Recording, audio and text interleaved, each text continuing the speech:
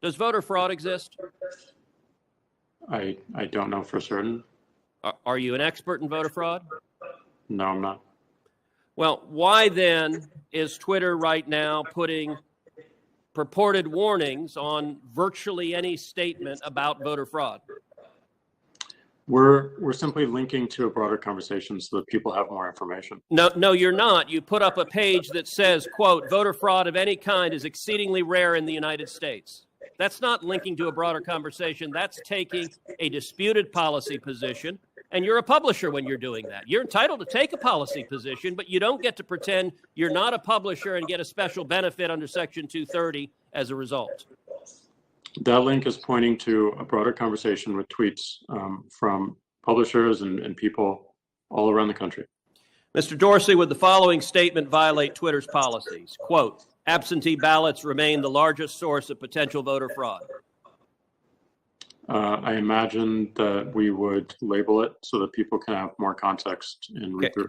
How about this quote?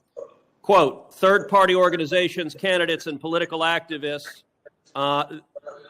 Voter fraud is particularly possible where, quote, third-party organizations, candidates, and political party activists are involved in, quote, handling absentee ballots. Would you flag that as potentially misleading?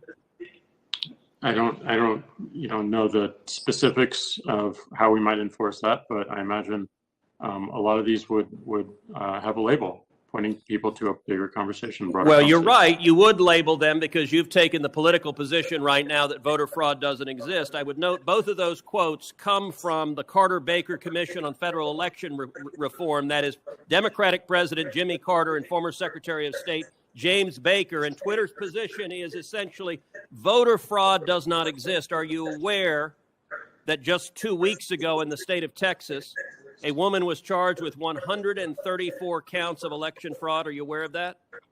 I'm not aware of that. If I tweeted that statement with a link to the indictment, would you put a warning on it that says, well, the Democratic Party position right now is voter fraud doesn't exist? I don't think it's useful to get into hypotheticals, but I don't believe so. You don't believe so? Well, we're going to test that because I'm going to tweet that and we'll see what you put on it.